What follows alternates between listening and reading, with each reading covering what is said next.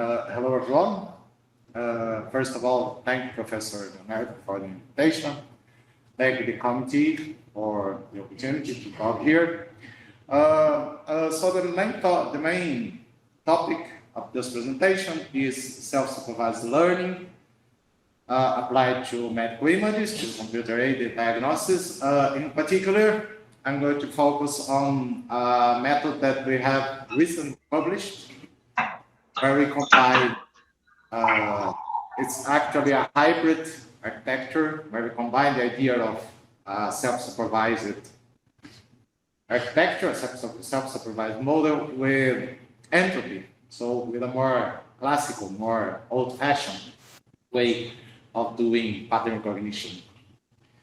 So just to give you all some context, the basic idea of self-supervised learning is to extract information from data where we don't have annotation, where we don't have the labels for the data. So this is very useful when we have a large amount of data, but only a few of this data is annotated. So this is the most typical scenario of application of self-supervised learning. And then we can use this unannotated data to extract some useful information and then use this extracted information in the next stage, which is the fine-tuning, where we use the label data, and in this way we can improve the general pipeline of the image recognition or image segmentation. There are several different tasks where we can use the idea of self-supervised learning. There are some different approaches to self-supervised in computer vision. The most popular ones are the contrastive learning, the clustering-based learning, and here I'm going to focus on the auto-associative learning. The idea of auto-associative learning is to use architectures based on the idea of autoencoder. Here in particular, I'm focused on the masked autoencoder. And in the masked autoencoder, we try to reconstruct the images from the training data set, but removing some parts of the image. So we mask some parts of the images, and that is where the name masked comes from. So it's a masked autoencoder because we remove some parts of the image, then we try to reconstruct the original image. As the input and the output of the architecture is images, so they basically have the same size, so that is why we need an autoencoder architecture. So we have an encoder and a decoder. And this is the pre-training stage. At this point, we don't need any label because we are only trying to reconstruct the images with removed parts. The second part is the fine-tuning, and then we remove the decoder part of the architecture. So we keep only the encoder, and then we use this encoder to extract a useful representation of the image, and then we can use this for any task. For example, here we focus on classification, but any other computer vision task might be used in this pipeline. What we propose here, the original idea of masked autoencoder is to to mask the images randomly. So there are no specific criteria to remove the parts of the image. And the point is that we believe that we can have some more intelligent strategies to do that. For example, we might remove more complex parts, more relevant parts of the image where we have more information, more useful information.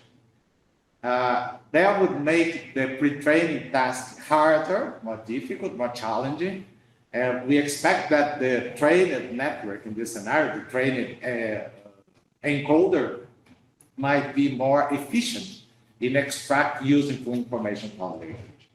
And so we thought on some idea to measure information. So how to measure information, how to define the parts of the image where we have more information, then we remove that part. And here we use the idea of entropy. Entropy is a classical measure for amount of information. But in particular, here we use the reuniu entropy, which is not a classical channel entropy. The main difference is that reuniu entropy, it has a parameter, the parameter Q, and depending on the value of Q, you can give different weights to rare events. Any entropy essentially measures, is computed over a distribution, over a probability distribution, but the difference is that in reuniu entropy, you can assign different weights to a rare or more common events, depending on your particular interest. Here you have the mathematical formulation. I'm not focused too much on that, but the basic idea of reuniu entropy is that one. So you have an extra parameter that you can control the weight given to rare events. And then we use this measure, the reuniu entropy, to remove parts, to strategically remove parts of the image in the pre-training stage. So instead of randomly removing, randomly masking, we use the reuniu entropy to select parts of the image to be removed. The general design here is basically the same design of the masked autoencoder, the typical masked autoencoder, but the difference is actually in the selection of the masked patches of the encoder. Here we have the computational setup. It's basically quite similar to the baseline computational setup, masked autoencoder. An interesting point here is that we run these on Colab, on Google Colab. The P4 GPU is the free GPU, so its computation is not expensive. That is the point here. Because we have other approaches to selecting masks, masked autoencoder. For example, you can automatically learn the masks to be removed. But these add lots of extra parameters. It's quite expensive computationally, and here the use of entropy is also quite efficient in this sense. Here we have some results. We actually this is a work in the beginning. We are more in the method part at this moment, more in the method part than on the application we have actually. So these data sets are benchmark data sets, so they are not specifically focused on specific applications. This is the next step, applying to specific problems, more complex problems. So we use some benchmarks. The first benchmark is MedMinist. MedMinist is not one data set, it's actually a collection of data sets. Actually, of course, it's inspired by MNIST, but is for medical image, so several different medical problems, different types of images, different images, ways of collecting images. And the other one is COVID. Here's a classification problem, is basically having or not having COVID based on these computed tomographies. So here we have the results comparing with several approaches, some of them from the state of the art in the literature. We achieve higher accuracy and, most importantly, higher area under the precision recall curve, because many of these tests are not balanced, so accuracy may be misleading. But even in terms of the area, the AUC, we have higher results in several of these data sets, which is promising, it's interesting. And even when our method is outperformed by other models in the literature, but usually these other models are significantly more expensive in computational terms than the idea that we are proposing. Here we have the precision recall curves. Basically, our method had some problems, for example, in the retina data sets of MedMinist. But it's important to highlight, for example, that retina is actually a challenging problem, because this is not actually a classification problem, because retina, the classes, they are not exactly classes because they have some idea of order. So you have different orders, so it's something like the levels of the disease. So it's not exactly a class. And here we are approaching the problem as a typical classification problem, so it's actually challenging. So it was expected. But in most of the data sets, we achieve interesting results. For COVID as well, we also compared several convolutional neural networks, several different solutions. Some of them are based on vision transformers and complex architectures. And again, we obtain higher accuracy and area under the precision recall. So in general, we believe that this is the first time that physics-based approach, because any entropy actually comes from physics. So it's a concept from physics, from dynamical systems, also related to multifractal theory, which is measures irregularity. So it's actually a measure of irregularity on the data. In some sense, the amount of data and irregularity are related concepts.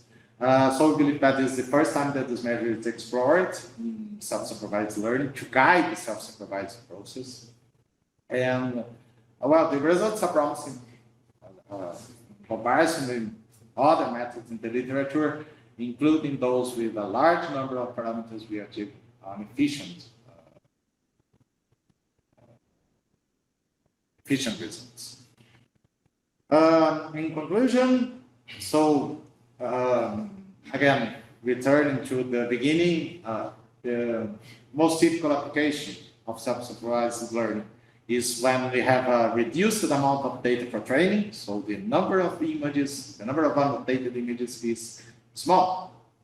But we have many more images which are not annotated. And we believe that this is relatively common scenario in medicine, actually, because annotating data is usually expensive, is usually fastidious, is usually, it takes a lot of time and a lot of preparation. You need you need a team of specialists to do all these annotations. So I think that the use of self-supervised learning is interesting in this scenario. And what we are doing here is trying to improve, because self-supervised in general is a challenging process, because we are trying to extract information without label. So we are trying to extract the most of the deep neural network. So we believe that combining classical measures like entropies, like any other measures from information theory, physics, mathematics, some more theoretical based measures is a promising way here, and that is what we are exploring. We plan future works, even including these, extending this to other domains. For example, image segmentation. Here we are focusing on classification. So it's an ongoing work. As I said, we are at the beginning, but we have some promising direction here. Thank you very much again.